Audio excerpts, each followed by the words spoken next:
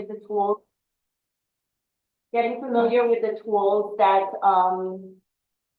we have available. And I know some of you have not taken the matrix, right? No, Why? You have like a whole it's week. not available. There's pre-recorded. I have pre-recorded. Can you send it? It's in there. It should be like on the first page. There's pre-recorded, so there's this, yeah, so that's why I'm bringing this up, because she's saying that she can't get in on training. There's pre-recorded. Michelle, are you there? Can you text in the group chat the pre-recorded matrix, training? Yes. I see you, Michelle. Text her.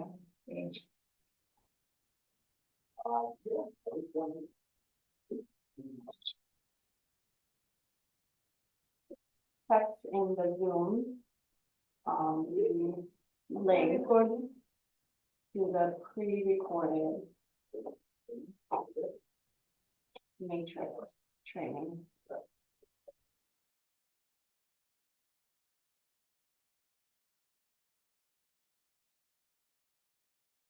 Tools that your MLS has to offer, you really need to explore it, especially for the staff, especially for the market reports. Just being able to pull, old listings. Prior to even going on a listing appointment, I like to go into the old MLS just to see when was it listed, who did they buy it with, what did they buy it for, precondition part, like did they do renovations? There's so much like useful history, useful information on there. Another thing that I need you guys to use the matrix and other tools that we have for is to get really educated on pulling comps. Comps meaning comparables, right? Mm-hmm. Right now, many of you guys are working with buyers. And it annoys me when we get offers and the agent lowballs an offer, tries to justify it.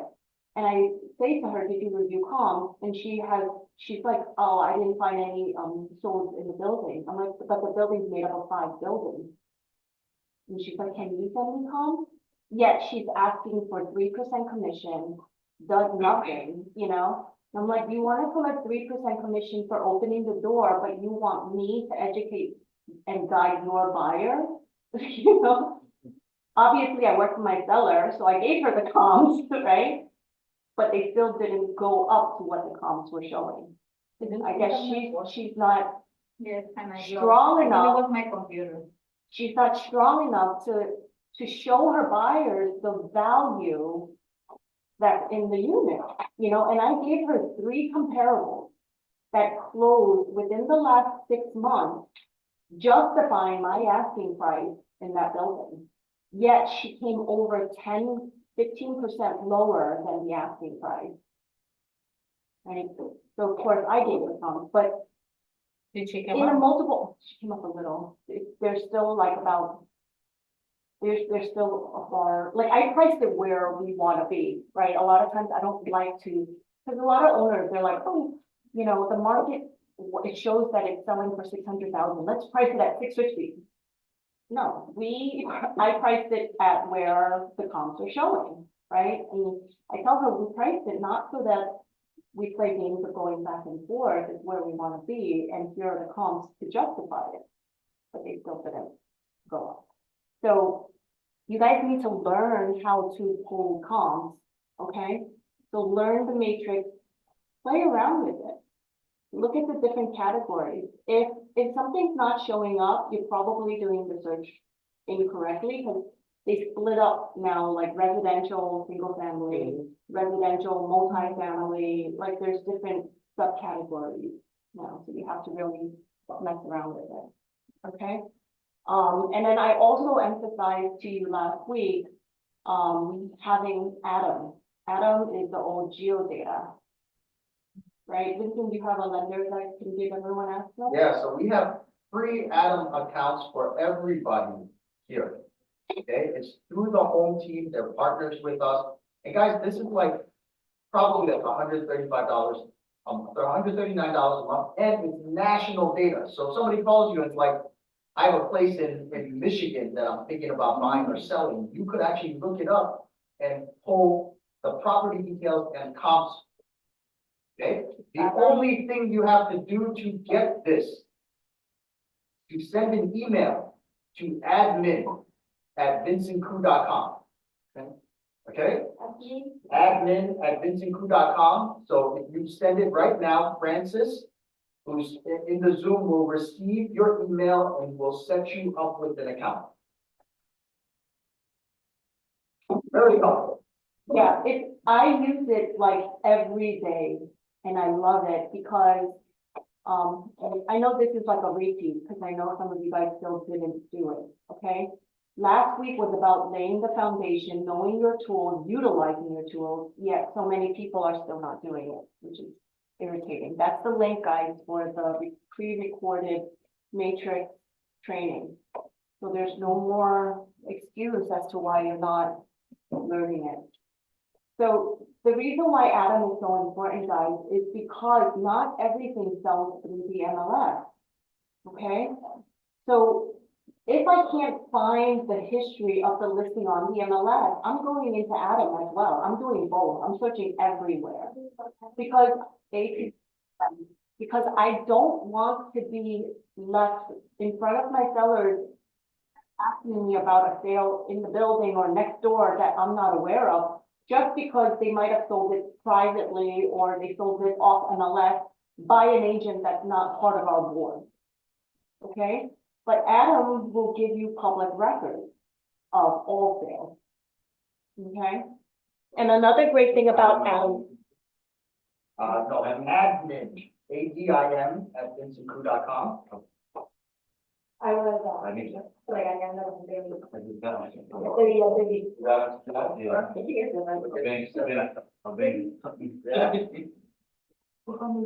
Yeah, but you guys need it. Another tool, another reason why I love Adam is whenever I go on a listing appointment, a house, I do, I click through Adam. Obviously, you can go to the DOB site too, but it clearly shows you if there's sidewalk liens, if there's like open liens on the property.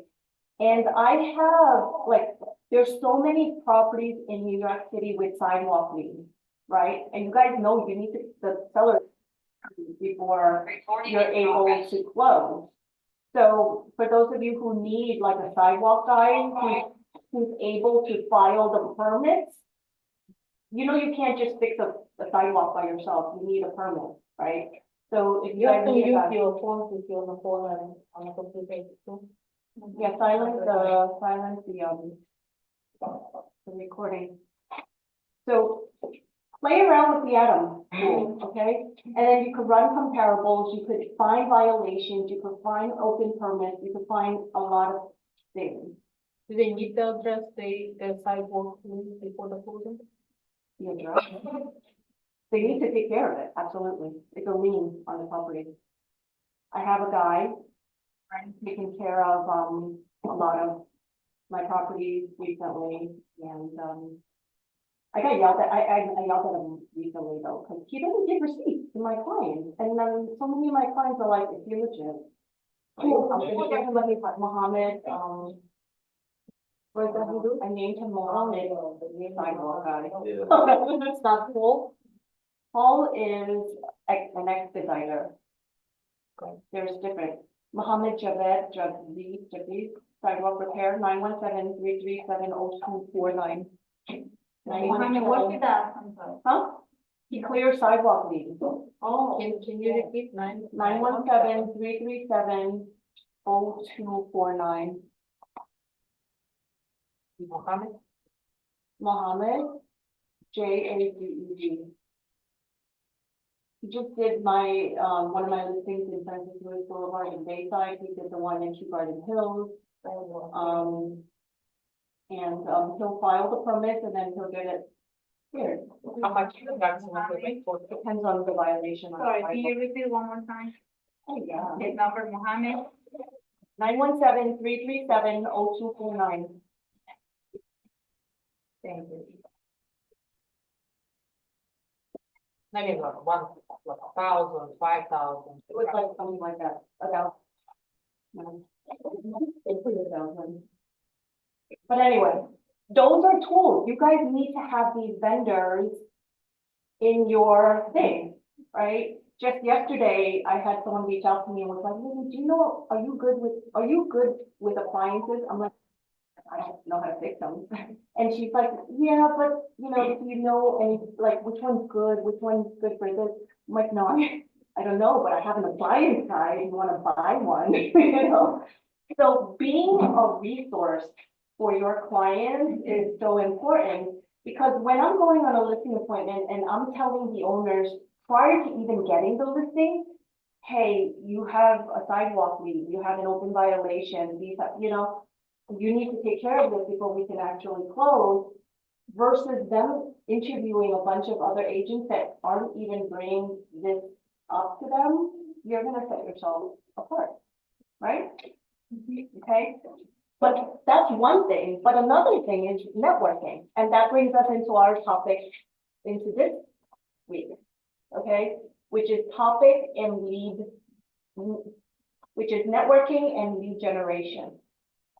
So all these vendors that I have, that I trade referrals with, right?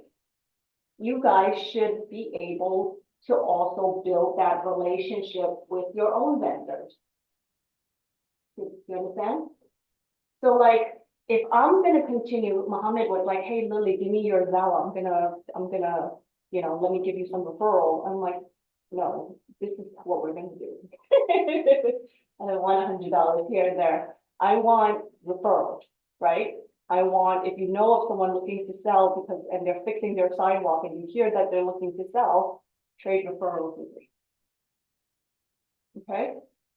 So this week, we're gonna talk about networking and lead generation. As brand new agents, what is the first thing you guys think about? Like, where am I gonna get business, right? And where do you guys look to first? Your friends and family. But you think they're gonna give you business? No? Why is that? Because they are immigrants. Oh, why is that? Did you say because they're ignorant or ignorant? Ignorant or ignorant?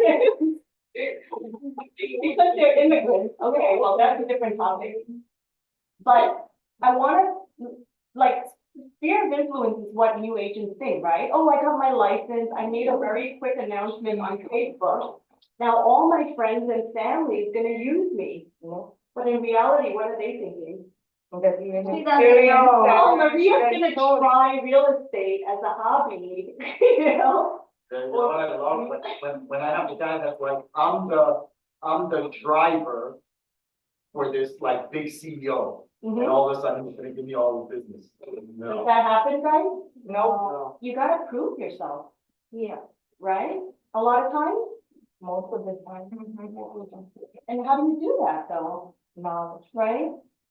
I mean, the first thing is you should make an announcement.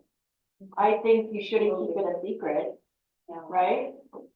But prior to making an announcement, you should create your foundation, which is what we talked about last week.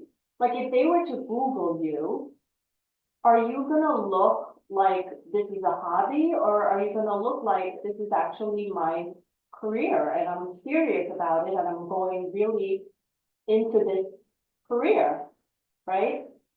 So establish your foundation, make sure you're not a secret agent, right? Have you created online presence?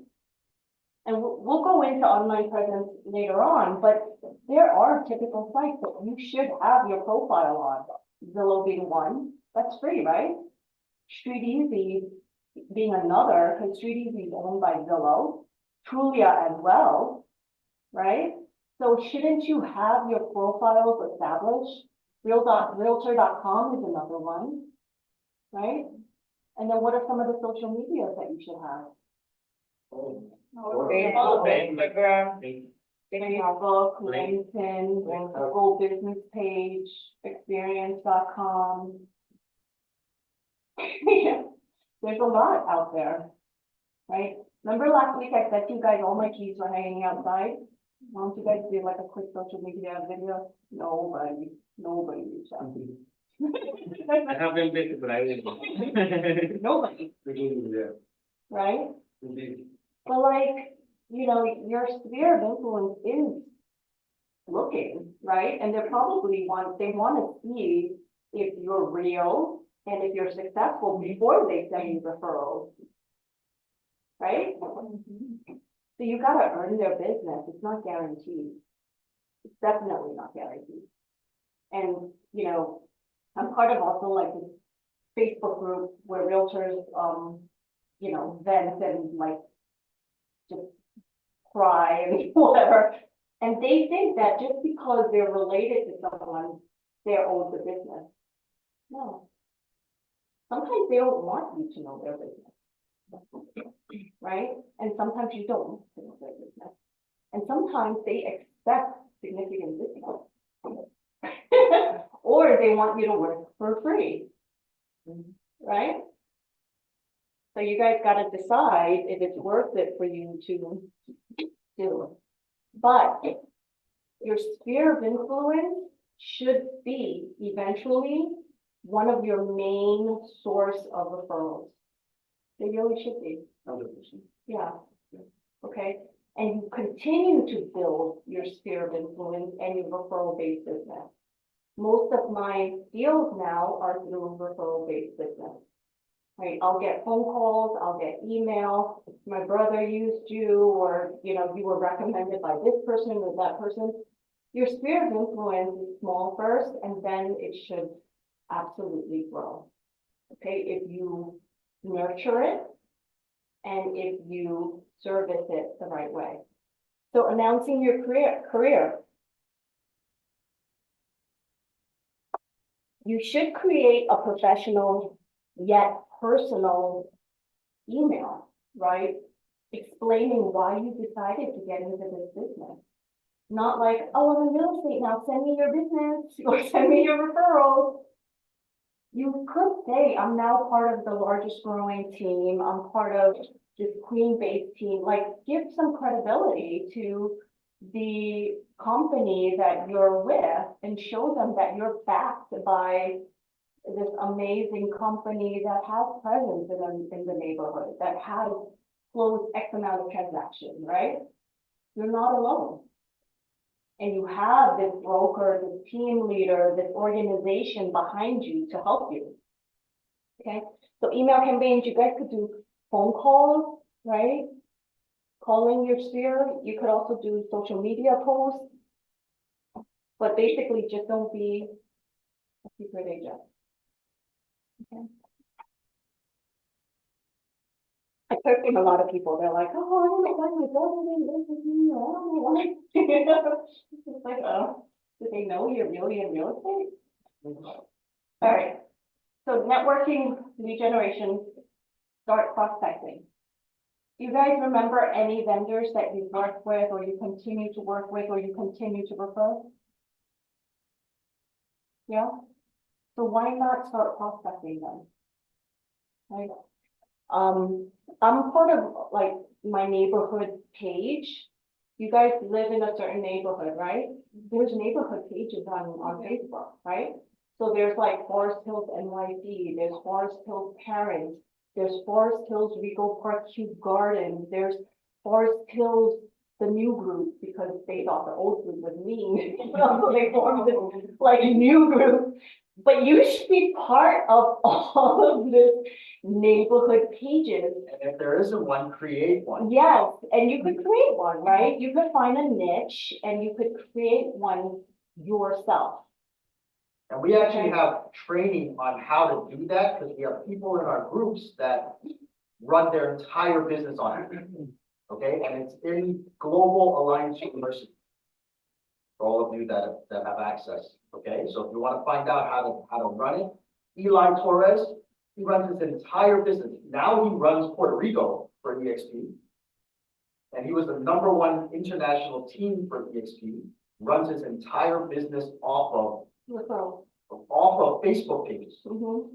He actually buys other people's Facebook pages, runs it for them, and he's the only real estate agent there. Yeah.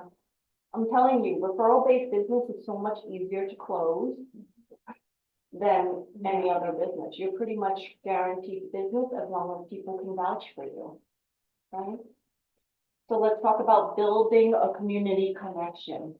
All those neighborhood pages, you guys should be a part of.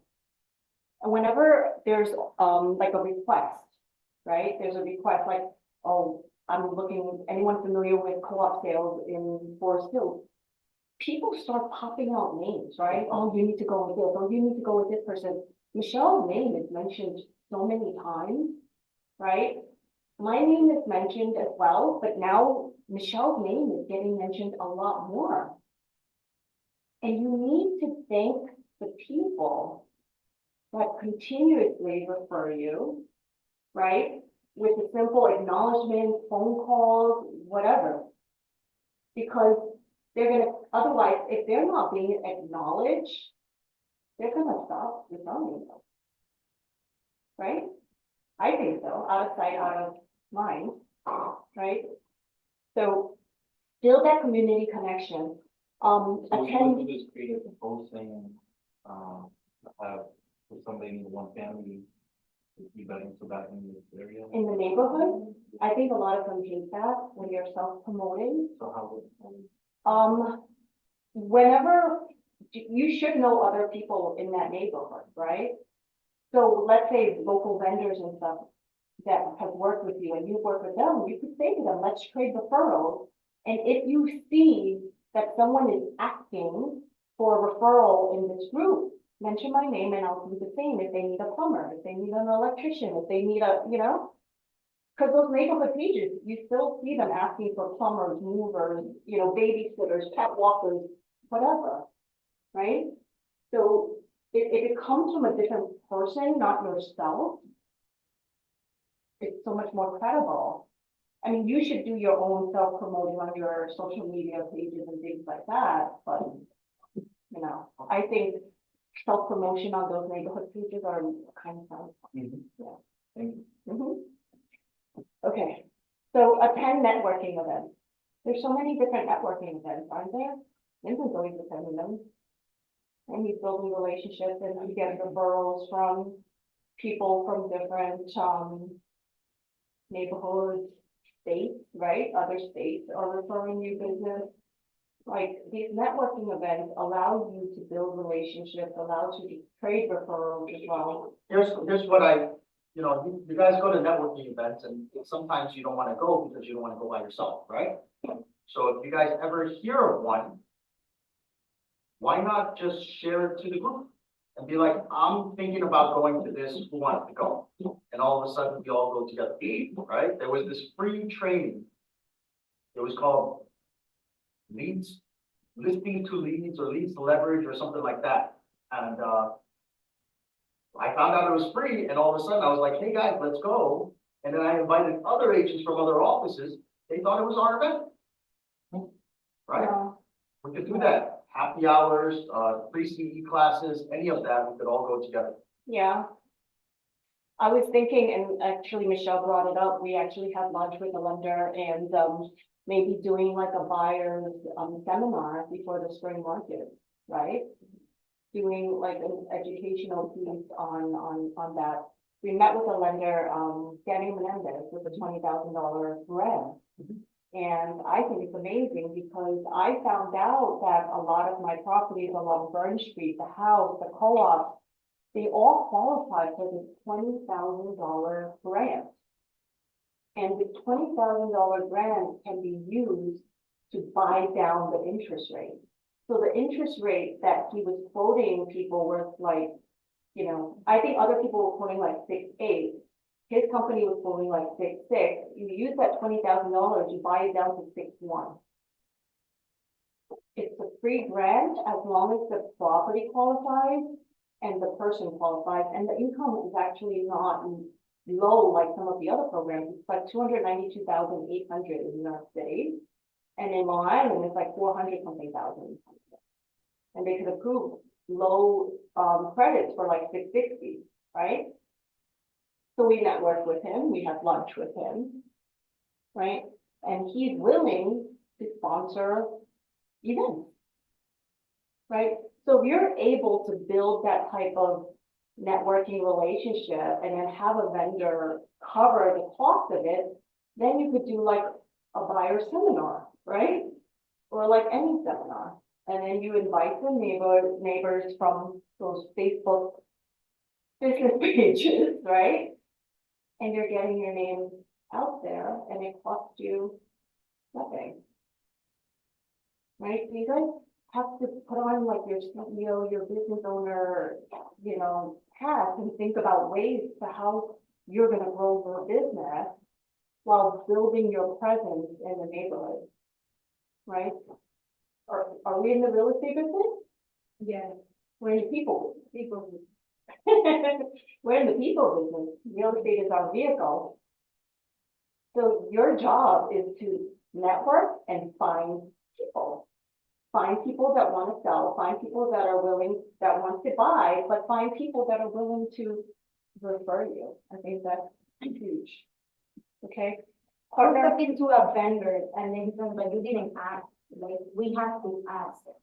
You do have You that. have never asked me. don't ask? Maybe not like straightforward to ask for a refund. Yeah. I was ignoring, to be very honest, Vincent had Daniel Menendez come to sponsor one of our top producers thing, right? Mhm. And I said to Daniel, I'm like, I forgot about you. Like, at the time, I thought your program was amazing. I thought what you had was amazing. But once I left that lunch, I forgot what website to use to check which property is approved. I forgot everything that was said during that lunch. And then he's like, yeah, we fucked up, like we should have followed up. So during the holiday party, he pulled me aside and he's like, I want to have a meeting with you and your team. Let's go have lunch. And I'm like, okay, fine, free food. Like, there's so many team up, let's go. And this time they really gave us all the information and I shared it with the team. So now in my Slack channel, I use Slack to communicate with my team, right? Every property listing that I have has a separate channel. So now every channel, I have pinned, this property qualifies for the 20K grant. This property does not qualify, this property qualifies. So that my team knows that when they're showing the property, right? And the buyer tries to negotiate something, so I didn't want to give an offer over $1 million because he didn't want to pay the mansion tax. So he wanted to do some under the table stuff. And I said to him, listen, first of all, I don't think we're gonna do that. Plus my seller's a lawyer. I don't think she's gonna do that. Well, what if I was able to offer you a $20,000 grant, right? Because 1% of 1.1 million or whatever is what? 11,000, right? So what if I'm able to give you a $20,000 grant to offset that mansion tax? He's like, oh, really? Yeah, and then the balance he could use to either pay the closing costs or buy down the rate. So this brings us back to not just about networking, but knowing your tool, right? They know now they have this tool in their pocket to help them negotiate. Plus, that buyer was like, Lily, if this house doesn't work out, can you help me? Can you work with me and be my buyer's agent to show, the other properties? Because he came during an open house, he was unrepresented. He didn't want to sign a representation agreement. He didn't want to, unless if you want me to represent you, you're going to need to sign a contract. Okay. But for this neighborhood, I'm like, yeah, because, if you're buying in like another neighborhood that's far away, I don't want to serve it, so far anyway. Or I'm not knowledgeable enough to serve that area. Okay. So build community connections, partner with local businesses. Partner with local businesses. There was this agent that was part of KW, and I thought she did an amazing job showcasing neighborhood restaurants in her social media, right?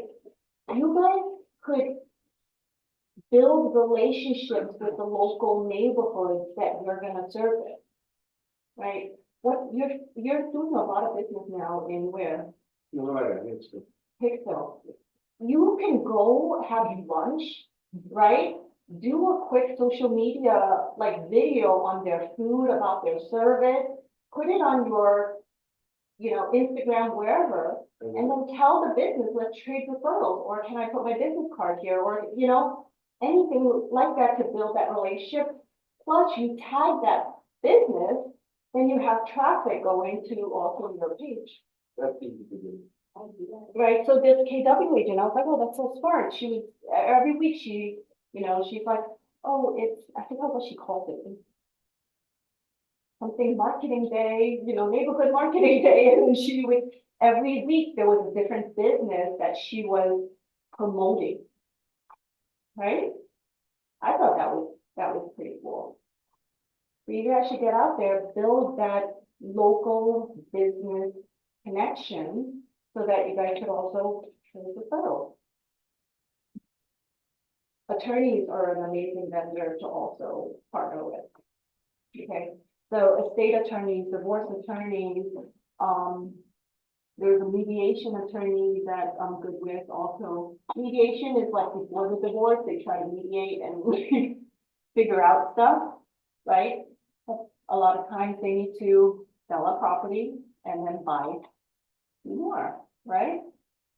So estate attorneys, divorce attorneys, trust attorneys, just any attorney basically. They're always dealing with people with problems, right?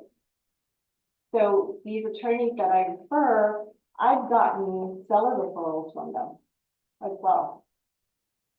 Okay? So I think that's pretty amazing. Have you guys gotten referrals from attorneys? No. No, I'm only the only one giving. Yeah. Have you asked? No. You haven't asked? Even Diane Nickelberg, you don't know Diane Nickelberg, right? She's local in Nickelberg. She referred me, the seller in Flushing that have like a multifamily, like, and I thanked her and I told her I'm gonna continue to give you referrals too. Well, that's no But problem. That would- it's just like what I said, Maria, you just expect your sphere of influence to know to give you? No, They don't even know what to give you. you gotta ask So, for it. and sometimes it's about like, hey, what type of referrals do you like to receive? And they'll tell you what you like, what they like, and then they'll ask you. Yeah, and I said to them, like, I don't really work buyers, right? They know I handle mostly sellers, but I have an amazing team and a great buyer specialist that I could put you in contact with, right? But they send me all your referrals. Contractors, handyman. Someone use the commercial? Yeah, commercial real estate. Yeah, we have commercial real estate. Listen, has Wayne and like some other people. Oh, Wayne. Well, I actually referred, Wayne, a commercial, I found out that it was actually a commercial space in, that fancy hotel called Baccarat? Yeah. Baccarat. Baccarat in Manhattan? Yeah. So I didn't even know what commercial listing it was gonna be. And then Wayne told me it's actually the owner of the Baccarat Hotel. Yeah, it was a huge one, and I was like, welcome.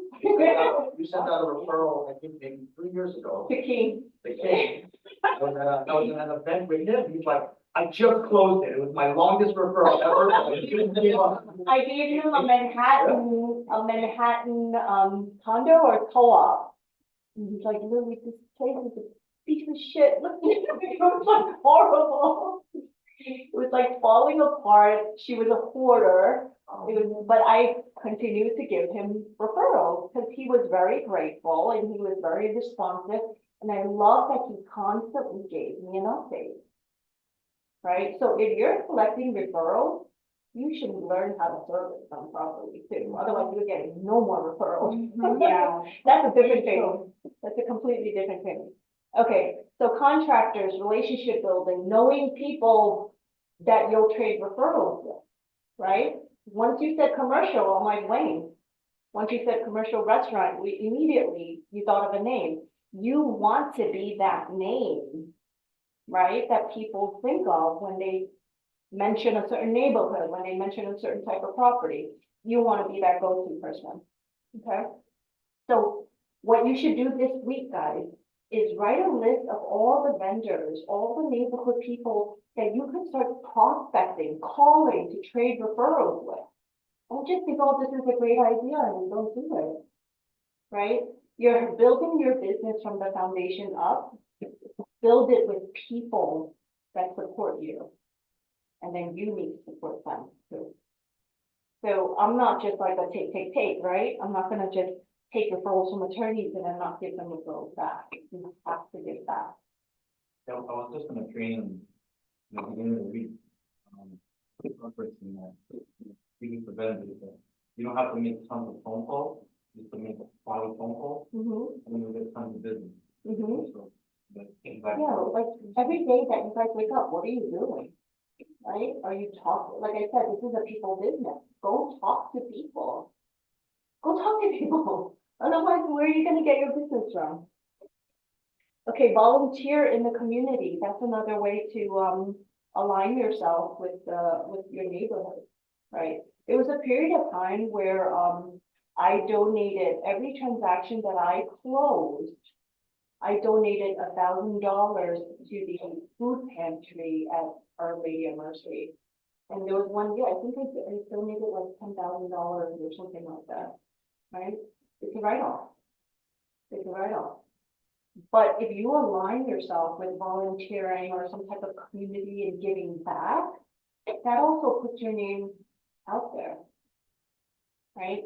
What are some other volunteer stuff that we've done? You did the toys, Yeah, we Toys for did Toys for Tots, we did, back to school, something.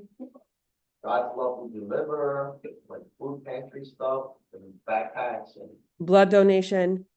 Blood donation. Oh yeah, they didn't want our blood. But yeah, we did the blood donation and we actually partnered with, Yael to do that truck. It was like another broker. But yeah, we could think of like community stuff that we could all do together. Just to, not just to give back, but give our, put our names out there. Make some noise. Yeah, that was great. There was this, someone mentioned We Dig Seniors, We Dig Yes, Seniors. yes, I remember That's that. so cute, because like what they did was, I think they had like t-shirts that said We Dig Seniors, which means like, they like seniors, but it means that they also shovel snow Shovel snow for them. for the seniors when when it snows for free, right? So you guys and ladies that are, not afraid of the snow and the cold and you're strong and you can go dig without getting hurt, put something together like that too, where, and you could use that slogan, We Dig Seniors, and go dig them out for free, right? And then when they want to sell, they'll think so too, right? Have to go with something. Mm-hmm.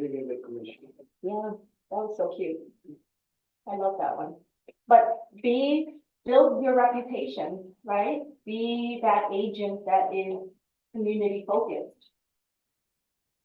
We know this sounds like a lot of work, right? But once you've established that foundation, that referral base, and it continues to grow, your life and your business will get easier. Okay. All right, prospecting. What are different ways you guys could prospect? And we're not talking about like, we're not talking about, well, we went into networking, right? But prospecting is another way to do a lead gen. Yeah? How many of you guys prospect now? Anywhere you go, probably anywhere you go. Yeah, yeah. Restaurant, cafe. Yeah, that's part of networking. But what about prospecting in general? Like, do you guys time block in the morning to prospect? I'm starting to do that. You keep saying you're gonna start. No, because we're doing FASTCAP now and they make us What's do it. that cap? It's a program that ESP has where it's a citrus program. Okay. And they help you start your business from the ground up. Okay, It's a So- CRM. so when are you gonna start? And why don't That's you not guys get a CRM. group together? Why don't you guys get a group together upstairs down here and say, hey, from 8 a.m. to 11, we're gonna hit the phone, right? And then hold each other accountable. 'Cause if you're not holding yourself accountable, Maria, you're gonna be like, next time, next time. I next time." know, no, but we have a accountability group, and we have systems, so we have to plug in all our numbers there. Yeah, well, those of you that are not part of this, if she's prospecting upstairs, when are you prospecting? I don't know, Lydia, I process my house, I can't. I can't. Okay, so I mean, get together, you guys can partner But with we each other. can get together even though it's not in the same room. We Yeah, can set up the yeah. same time and then you process. There's people who prospect on Zoom and the sound is off and you just see each other like on the I can do phone that, and but doing don't that, listen to me. right? Yeah, I usually try to look up what the equity is on a home and like that's in the neighborhood. the equity, Yeah, and then I would just drop off market, what it's like market trends, so they have awareness of where they're at. yeah. You could, you guys could, from Remind, yeah. Remind has it, RPR has it. And you have to be in our, part, you know. Yeah, it sort of gives you a reason to be there, like not being more, just to let them know like, hey, this is where Yeah. the neighborhood is. Any of that is amazing, and that's more of a cold prospect, right? You guys also need to learn to get the low hanging fruit. What are the low hanging fruits? Buyers and for sale by owners, Yeah. they already know they need to move. Yeah, I hit a wall with that every time on the MLS, because the numbers, I don't know if they get removed, but I don't know how they get. whenever I can, in the beginning, when I was prospecting, I would send letters. If I can't get through to them on the phone, I would send a personal handwritten letter. Right? So why not do that? Like, your home just recently expired, right? Nothing too generic and like, you know, they think that you're just mass emailing or emailing. But you could say personal things like, oh, I love your block. You know, make it more personal. I love your building. I'm actually surprised it didn't sell. You know, it has great amenities, like make it personal so they know it's not like I printed 50 of them and I Yeah, sent it out. So back then, when I couldn't get through with a phone call, you could either door knock or send a personal mail. is there any properties expiring, do you think? A property's expiring? Yeah. Lots of properties. A lot of. Every day expired. Every day. Don't you send them a list? Yeah, we actually send out a list, which you're not allowed to call, by the way, but. All right, we send out a list. Then mail to our them. Workplace group, but we just want to give you the information. What you do with it is up to you. You know, you could knock on doors. You're allowed to do that. You're allowed to send out mailers. Go for it. But a lot of times, why do they expire in today's market? There's so much demand. That's what I'm asking. There's always gonna be a reason, guys. Like, one of your people messaged me and was like, I saw your house expired, you know, can you give me some back info? I'm like, call me, right? But to tell you, yes, it expired because there were illegal conversions, illegal enclosures. I did have offers, they didn't accept. So only certain lenders could accept, you know, so I wouldn't mind telling him the reason. There's always gonna be a reason why a property didn't sell. So either the owner was stubborn with the price, or there were certain obstacles that we couldn't overcome, right? But that doesn't mean you can overcome them, right? There might be some obstacles that we can resolve, like when you said that they kept getting rejected. I'm sorry, what's your name? What's your name? Juan. He kept saying like, you know, there was this co-op that kept getting rejected. Olga said also that an agent reached out to her, was like, how'd you sell yours? My buyers kept getting rejected. It was the minimum price per share requirement, right? But they didn't know how to be creative and add that renovation credit. Right, so it doesn't mean that like, every expired is something that can't be resolved. I get the listing and we'll figure out if we can resolve it. Okay? So email campaigns, phone calls, door knocking, direct mailers. Don't just say the phone number doesn't work and then like move past it. Think of other creative ways to get in touch with the owner. And then, even if, let's say, they relist, you could still follow up, right? Whenever, like, Michelle and I, she signed off now, I don't get every listing that I go on listing appointments with, right? Sometimes they list with another agent for whatever reason, they priced it higher, or they got a lower commission, or they did this, or they did that. I favorite that shit, and then I follow it. And then I'm like, oh, they still didn't sell, they still didn't sell. So that when it expires, I could go back and, reach back out. Okay? But you guys have to think smart, right? Don't just like kick things under, like, and forget about it. This is a business. I might not have gotten it now, but let me track it. Let me see if I can get it later on if it doesn't sell. Okay? I want you guys to, so networking also involves open houses.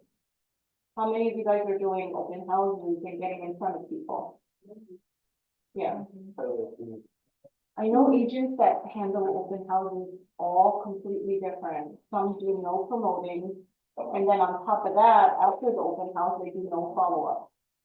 That's always the time. That's a fucking waste of time. They're just hoping for that quick buyer to give them a deal, and then they're not thinking long-term, they're not thinking to build their business, they're not thinking anything. They want that instant gratification. And that's gonna end up, you think that's easy now, it's gonna end up hurting you long run. Okay, so open house prospecting, those of you that are doing open houses, you should use that as a way to potentially get more listings and get buyers to come through, right? So what can you do when you know a listing is coming soon? And the weapon for Yeah. You can. White Pelican Ice Pelican. as a mailer. My admin knows, my assistant knows to use White Pelican. Every time we get a new listing, mailers get sent out, right? Whenever we sell something, it gets sent out. But you guys can use the open houses, the just listed, the coming soon, all of that as a way to process, right? Again, we're in the people business. And if you're not talking to strangers or people, then you're not going to get your business. And it's so simple. It's like, hi, this is Lily. I'm having an open house this Sunday from 12 to 1:30 at 8230 Elliott Avenue. A brand new listing that's coming on the market. It's a brick townhouse, 3 bedrooms, 3 baths. Do you have any friends or family members looking to move into this neighborhood? Right? I'm detailed. I'm not like robotic. I'm not, Oh, no? Okay. Well, how long have you lived at your home? Would you be curious to know what your property is worth in today's market? Because inventory is low. Right? Don't forget to ask for food. So you guys could use these open houses as ways to prospect. It's less intimidating than a for sale by owner or an expired, right? So if you're petrified of making prospecting calls, try open house canvassing first. Just listed canvassing, just sold canvassing, under contract canvassing. You guys understand? But that's when you have your own list. You could also call around your team's listings or your company's listings with your commission, right? So like I have a team of a few agents. You guys should be using the office or team inventory to build more business. And I'm giving them these coming soon like ahead of time. So why not do some circle prospecting? Hi, my team is listing a house at 8230 Elliott Avenue, and it's gonna hit the market on Thursday, January 16th. What we wanna do is notify the neighbors first, because what we know is that most of the time, friends and families wanna move near each other. Do you have any friends or family looking in the neighborhood? We're having a we're having a neighbor's open house first before the public. open. So how many of you guys are like, I can't do that because I don't have a coming soon? And Don't so lie. listen, come on. You guys thinking that? So you guys all have access to all of the coming soons on our MLS, right? Yeah. So you have them. Anybody doing anything with them? Do you think the listing agent's doing anything with them? Yeah, okay. Right? Nobody's doing anything with them. You You've got can. a canvas. Yeah. There's so many different ways. So those of you who are telling me, I have no numbers to call, or have nothing to do, or I have like no activity, it's not, you don't have activity. You're not time blocking and giving yourself these tasks to do. Okay, so just listed, just what I said, right? My team just listed this property, we're having an open house, it's gonna go live. Would you like more information on it? Right, we're having a neighbor's open house and we're inviting our neighbors and their friends prior to the public open house. They love coming to attractions. They love to feel special, right? And then how long have you lived at your home? 7 years? Okay, so you must have built some equity. Would you be curious to know what your home is worth in today's market? Right? Add those little things. Don't sound like robotic. So you must have built some equity. Instead of, okay, are you curious to know what you know, don't be like, have that Where do you get the phone number, so? cold. Vincent, do you still have cold? Directly? No, Or mine? I have another resource that I use instead of call. What do you use? I use Land Voice now. How much do you pay? It's included in our place membership. Do you know how much it is if you're not part of play? No, You guys can look up $100. Venmo or Gold Door, $100. There's also Reddit. yeah, Reddit. we used to use Red X. Yeah. Replaced those two with Land Voice. The price of the. But you don't have to buy, Remind- I can also. I get the Land Thank Voice, you. yeah. Remind also has some phone numbers. Mojo's a dialer, guys, okay? It's different than, Mojo, they do like also multiple calls have- at once to see, you know, who picks up. But I think they do have a service too that where you can get these. And if you can't get the numbers, why not just call door knock, right? Have flyers of the property that's coming soon. And say, you know, this is gonna go live, I don't know if you're aware, because it's not publicly advertised yet. This is gonna be a property that's gonna go quickly. Do you have any friends or family looking to move into the neighborhood? I did, one of my experiences very good. Yeah. Anybody But wants the whole idea is not just to sell that property, it's for you to get spin-off. To get more business, business right? out of it. You gotta think, yeah, You said, would you like to know how much equity you have, or how much your home is valued? not how much equity, if they say they live there in like for 7 years, I'm having a conversation like, oh, you must have built a good amount of equity then. Would you be curious to know what your property is worth? Right, I'm letting them know like, oh, wow, you did a good job, you know, you probably changed a lot of equity now, you built equity. And then what if they say, okay, yeah, how much is my house worth? Well, you should know. What do you say? I'm gonna. You guys got a role play, Let me right? get back to you on that, so I can do the full mark on that. But we can use we can also use the fast stuff that you showed us last time. It's amazing because it has everything like average. But don't throw numbers at them, because you say a number that's too high or too low, you've lost them, right? But you So need what- to know what's going on in the neighborhood because then you're gonna show them that you know. Yeah. I went to a listing appointment, this seller, was interviewing me the whole time. He did already equity line of credit. He knew what his property was worth. And the number that I gave him was that, so he just let me go through the whole thing. Good thing I built a relationship with him. He's not gonna start right now, but I already have the, you know, You gotta follow up. The thing is that you need to know Yeah. the numbers in the If neighborhood. he says he's gonna sell in 6 months, you follow up, you cut it in half and you follow up in 3 months, right?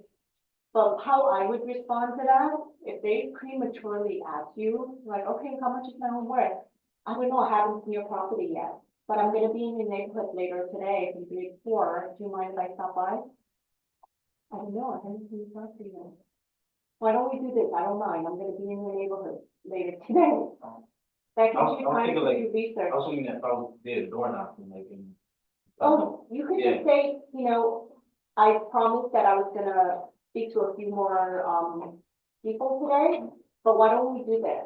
Why don't we set up a time where I'll come back and I'll do some research, and then I'll give you a more accurate analysis. Right? But yeah, don't go in there prematurely. You come back and then you say, Vincent, I need help. You can also go with, I need an agent to come with me, or, you guys, if Yeah, you're friends. yeah, listen, You said these had, You can also how walk in there. they give you like some sort of correct value or? No, nothing is that accurate. The geodata, I think that gives you the market value at the bottom, but estimate That's for value. taxes. It's sometimes not it's accurate. it's not accurate. It's not accurate. I would not go by geodata, or Adam's lower market value. They do that as a radius, right? And then that's what they're taxed on. That's not true market value of what your property would sell for. So when owners start whipping out their tax documents. What is the true value Like about, based on RPR? True value is based on the comp that you pull out. No, it's based off of the market. Yeah. Your comps aren't gonna give you anything. It all depends on Those the cost that you computers are apply. limited to Yeah. information. They do not have the subjective, information of renovation. They don't know a lot of things about the interior of the home. Like the one I just listed in Middle Village that's coming live on Thursday, most of those homes on that block does not have an extra full bath on the first floor. That's like a completely different added value, right? So you can't just always go by what RPR or those things tell you. Okay? How do you combat that type of question? You go, yeah, this person I know is selling their apartment, it's the same layout, Mhm. but different condition. Yeah. It's much newer. Yeah. Like, what if it's newer, but it's like gaudy, disgusting renovations, but to them it's beautiful? Like, what would you say? Right? And you can't say no one's gonna love your gold floors and, because sometimes it's very style specific. So some sellers say, oh, I invested this amount of money, Yeah. so But I what should get you- this amount of money back. No, what you put into a property, unfortunately, does not determine true market value. You've already used it as well, right? And if your property is very style specific, it might not be for everyone. Right? Yeah. But how do you determine that? To be honest with you, there's no formula and you get it through experience.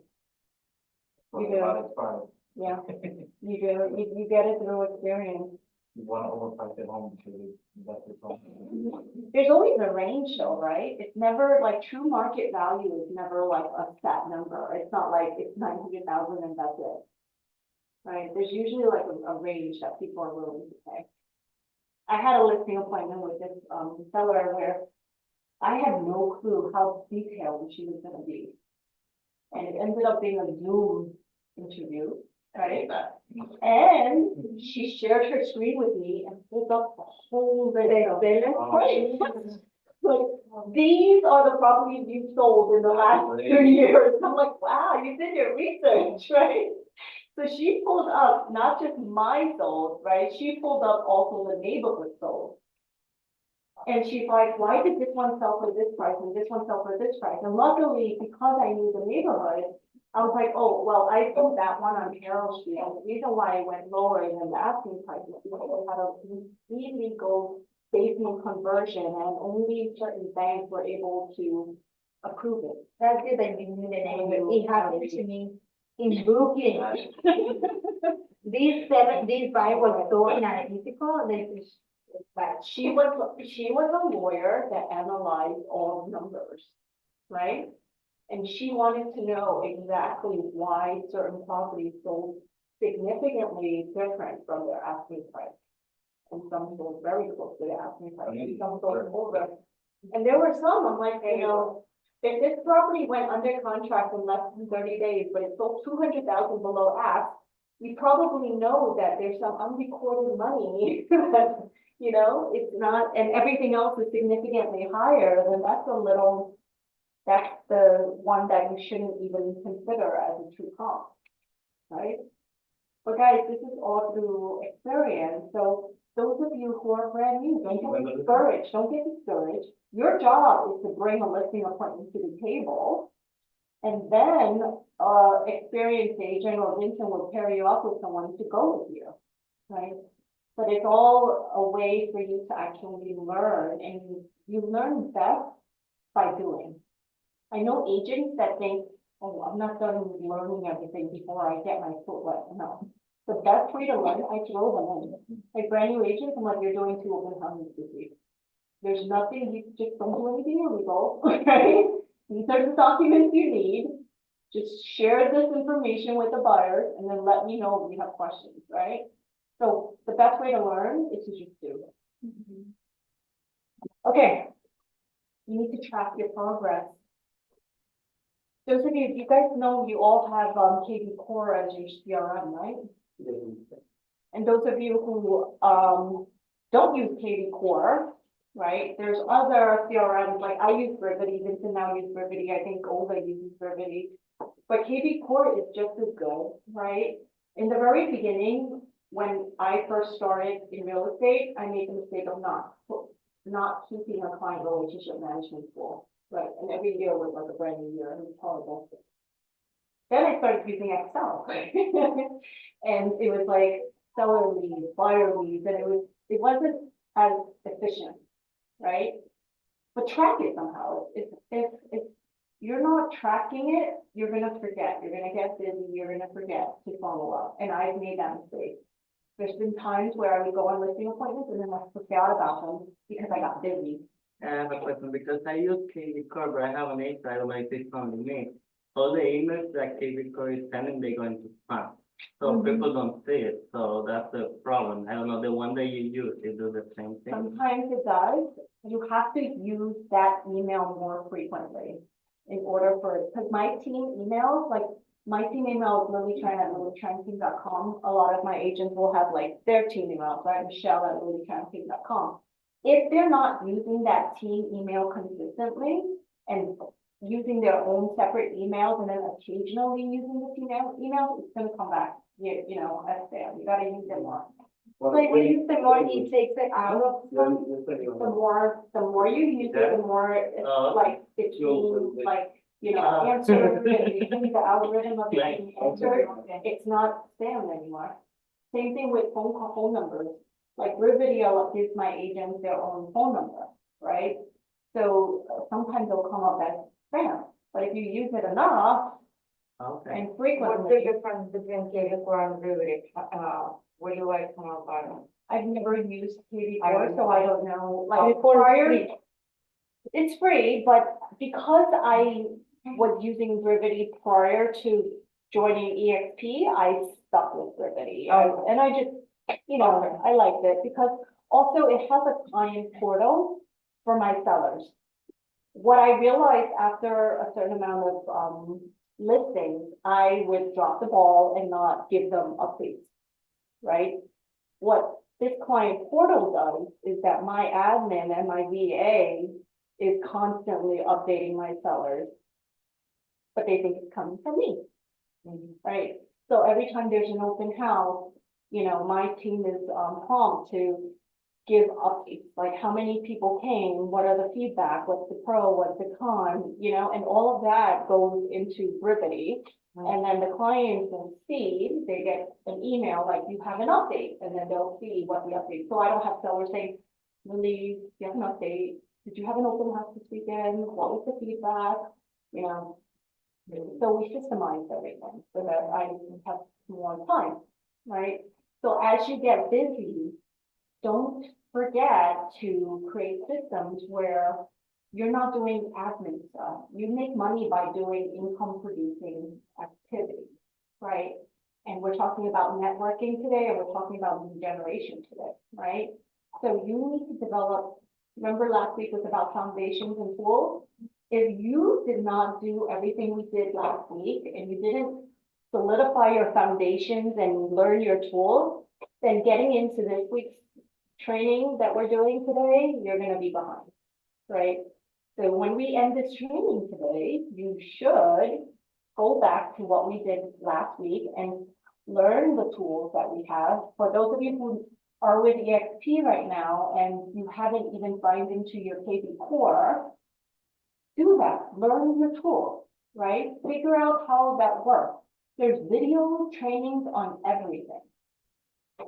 Right, so you guys need to make sure that you have these tools ready so that once the spring market comes, once you get busy with multiple clients and customers, that you're not dropping the ball.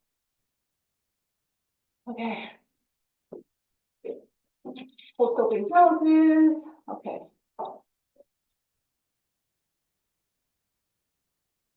At these open houses, and for those of you who, aren't doing open houses, you should reach out to some agents and see if they have open houses for you to do, right?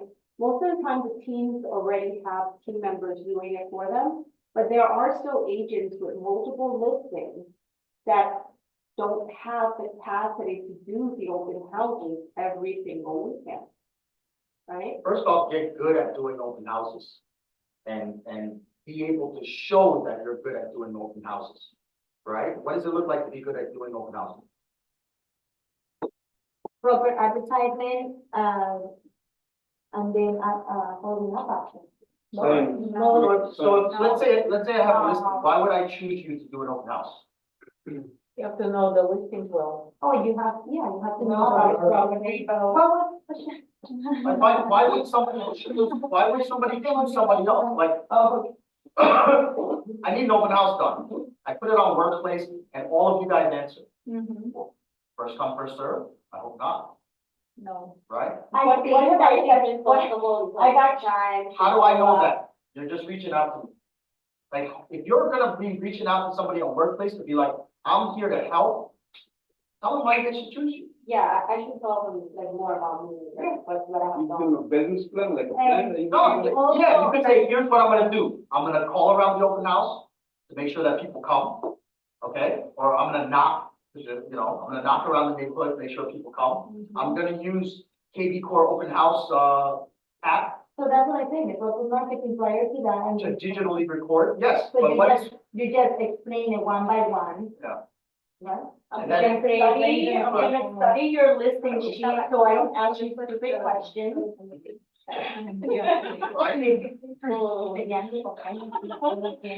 Feel my pain? that's what, If people that's come what they to open want. house and then they ask me, I mean, the buyers. I get so mad. To the open house with the buyer, with the agent, and then they ask me how much is the price. Yeah, and then I look at them, I'm like, you don't have a flyer? You didn't print out a flyer for your customers, your clients? Like, I hate these agents that don't do no homework and then they ask you the questions. So now whenever I get a showing request on showing time, and I have to go and open the door sometimes because the property is occupied, I make sure that they know that the property is 30% down, not pet friendly, DTI 28% or less. So I will type all this on showing time. And just yesterday, there was an agent was like, oh, is that dog friendly? Right, so if I didn't ask him those questions, he would have wasted my time. I would have went there, opened the door, and he would have said, oh, is that dog friendly? So my response was, did you not look at the listing? It says cats only. I must have missed it. But don't be that agent, because if you're that agent, that type of agent that's not doing your homework prior to showing a listing or doing an open house for another agent, you've lost your ability to do an open house again. Okay, don't be lazy. You gotta know your stuff and you gotta prepare properly. Okay. I'm curious to know why, I do a lot of those rentals. Why is it just cat only? Like, why do a lot of movies just cat only? The cats are quiet, and then they don't go out and poop all over the place. Just a lady. They don't. They just lying there, they're doing nothing, okay. Yeah, they're just quieter. I think a lot of times it's a noise issue, and then sometimes it's also, they just don't want, like, poop outside. I don't think they want them in the elevator. Also, some people are allergic when you come in with your bathroom to the elevator. Also, I think it's because of the floor, a lot of homes have wood floor and the dogs with the heat is down on the floor. I don't think That's it's all okay. just about that, because that's your responsibility. Just keep in your apartment. Yeah. We're talking about the common areas in the building. There should be I'm no not- difference. Or let me elaborate on open houses when Vincent says to do it right. You need to engage these visitors. If you're standing there and you're just saying, look around, and then not asking them effective questions, you've lost your chance at establishing that rapport and potentially getting them as your client or customer. There's many times that agents do open houses properly, and they're also able to get listing appointments out of it, guys. If you're not asking the right questions at the open houses, you're losing your chance at possible listing appointments too. Every buyer that's walking in, you should be asking them, do you need to sell before you can buy? That is a question you should ask every single buyer that calls you and every buyer that's walking into your open house. Right? And if they say, yes, I do need to sell before I can buy, what's your next question? Why can we not discuss it? Is it currently listed already? Are you under contract or will it be a contingent purchase? Right? And then you could give them hypothetical situations. If the property, if it's not busy, right? I would say, and they're like, oh no, it's not listed yet. I want to find a property to buy first. So then I would have a conversation with them and I'll say, okay, well, do you need the funds from your existing property before you can move forward with an offer? Right? Non-threatening, but yeah, but, okay, well, if let's say hypothetically you love this property that we're in today, I would have to present an offer to the owner and tell them that it's contingent on the sale of your other property, but it's not even on the market yet. How strong do you think your offer would be? Right? So why don't we do this? Why don't I stop by your property after the open house? I'll give you an idea of what your home would be worth in today's market. And there's a lot of buyers in the same situation as you're in. But there's ways to work it out where we get your property listed under contract and give you more than enough time to find another property to buy. But if you're doing it this way, you're costing yourself a fortune. Can you define with that, the Huh? work, if they're working with an agent, so sometimes they come in. Yep. That's the first question I ask now, guys. That's the very first question. If a buyer's coming in, I'm like, are you a buyer, are you unrepresented, or do you have an agent? That should be your first question, right? And then you go into. You And need to if they say, yes, stop back to the open house to give me a rough estimate, when do you have time to prepare and find your? do a later time then, you know, just say, okay, I have another appointment after this, why don't we set up a time to meet? How's 5 o'clock or 6 better, or I'm also available tomorrow, or Tuesday better for you. Give them alternative choice. If they choose one, you still win. Doesn't matter what they choose, always give them 2 options. Don't say, are you free tomorrow? No. Are you free Sunday? No. Why don't I just call you? Then you block your check, right? But if you say, okay, I'm available after the open house, but I do have another appointment right after, can we do 5 or 6 better for you? Okay, we're gonna learn all this processing stuff. I'll tell you words to use and things like that, so that you're not losing the buyers when it leaves. But, you know, A couple of months ago, I had that, you know, like, that was when I was announcing. There was a buyer came in, that they were selling a home. And they were saying, I asked them, do you have an agent? They're like, yeah, we have an agent selling our home, but we don't want him to, you know, do it on the buyer's side. that's fine. That's completely fine. I've had that too. They weren't happy with them, right? Yeah. They say, that's fine, you can sign a separate agreement where I represent you in the purchase. Right, it's not a conflict of interest. Okay? But, guys, you need to perfect these other little things in the beginning first, and then we'll really dig deep. All these little categories that I'm going through right now in terms of networking and lead generation, we're gonna dig deeper as we progress. Okay, like prospecting. we'll have training on for sale by owners, expired, script. You guys should role play with each other too, right? When you still send out flyers and stuff, I put them into our workplace. do you send them the scripts too? No, No. no, but the scripts you guys have access to in workplace on Envy, right? Yeah. Yeah, if you guys are not resourceful. But I think it's already in workplace in the file. Long time ago, it was, everything is. Everything is out there, Yeah. right? Like, You guys gotta see what scripts work for you and then make it your own. Like the scripts that I'm saying right now, they're not like scripts that were just Mike Ferry scripts or, Lloyd Whitman scripts or whatever. I like the softer approach, but with smart, open-ended questions and like kind of jabbing them sensitively, you know? But, you know, you choose and pick what script you like, right? What scripts work better for you and your personality. Right? I know like with Mike Ferry, Olga, right? Sometimes he's a little bit more direct and more like, But it all depends on that, like, you can see at his events, same presentation, yeah, but different people saying it, and they you make it your own, make right? what they want, I mean, if they much softer, it depends on who you're talking about. Yeah. But you don't know what's yours or what feels right for you unless you try it and you adapt and, you know, and then it comes out very naturally now, like where you don't even have to think, it's just a conversation. But if you're not doing it enough, then it's not gonna flow like a conversation. Right?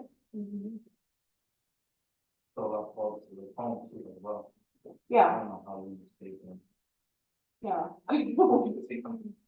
Anything like you were talking about. yeah. If you have like a downward swing, or if you have an upswing, or if you have like certain tones, it could make you appear also confident or not confident. So you have to be wary of that too. Right? Are you ready to proceed? Are you ready to proceed? Right? You should, but one's a question and one is a statement, right? So. Any question, guys? There's a lot of shit here. What do I want? I need Miss Maria, can you talk about FastCap, please? Francis put a link to the next FastCap cohort. To Oh. register. What is this? Accountability prospecting, right? No, FASTCA, let me tell you what is FASTCA, because it includes a few things, right? So I think it's amazing that EXP is doing this. It's from EXP, it's a 6-week course, right? Where they teach you everything from the beginning, how to generate leads, your CRM, how to market it, like how to set up your business.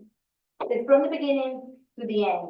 I think it's amazing, especially for new agents. It's like the math course that you have to take. And even for seasoned agents, it's like a refresh.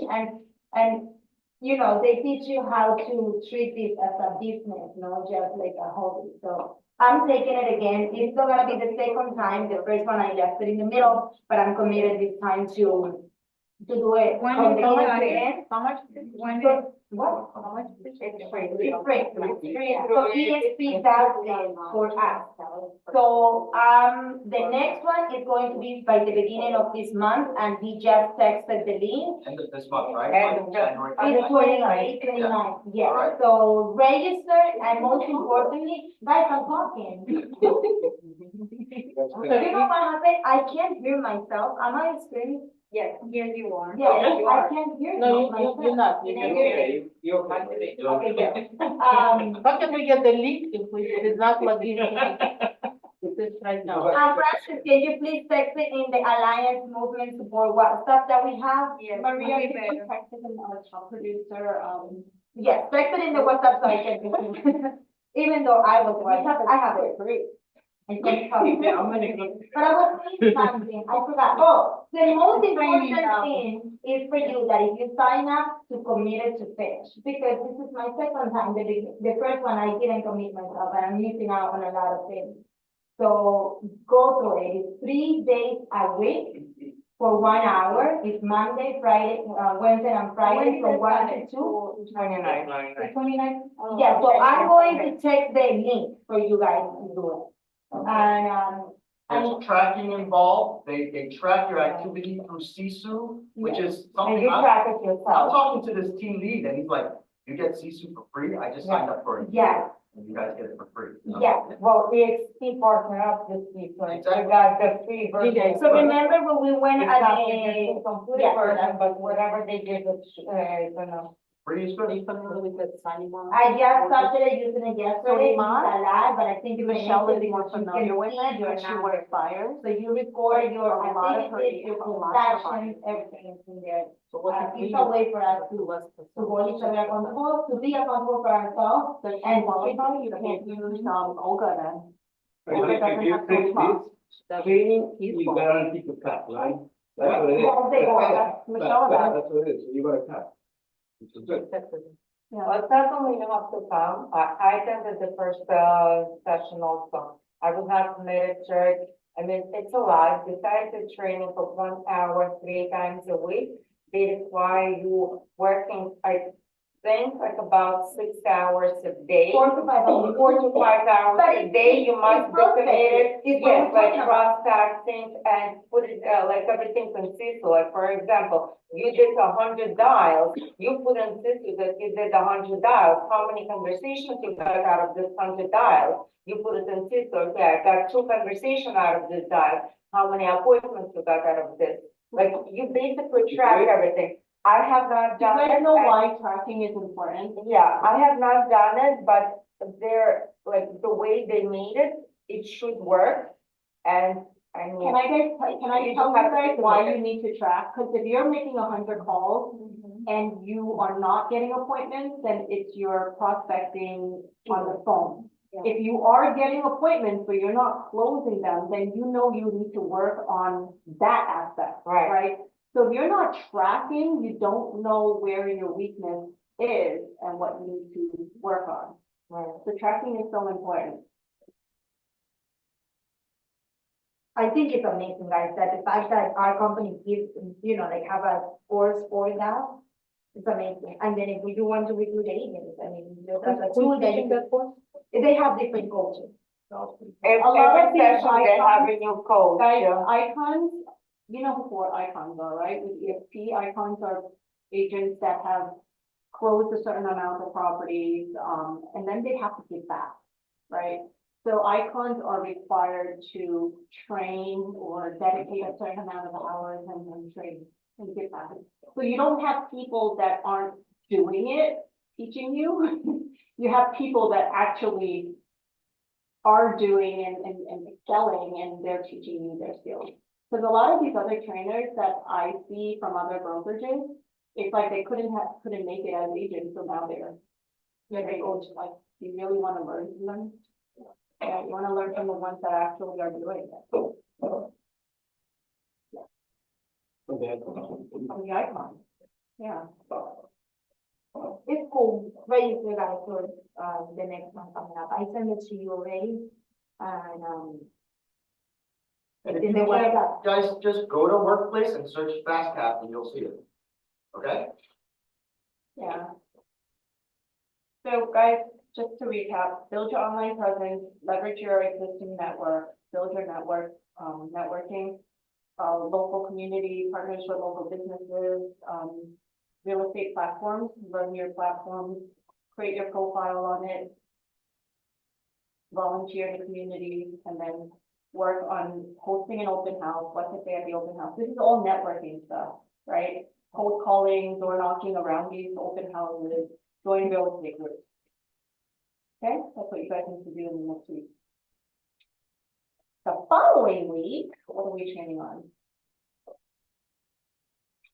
Marketing and exposure. Let's dig deep into that. We should do the scripts too again. We will. This is just like a baseline first, because we're just starting out in January. Because if you guys aren't building your foundations, learning your tools and tracking your stuff, like everything else you do later on is like, it's gonna be gone. You want to trust, you want to be recorded, you want to be, you need that foundation. Good? Yeah. Okay.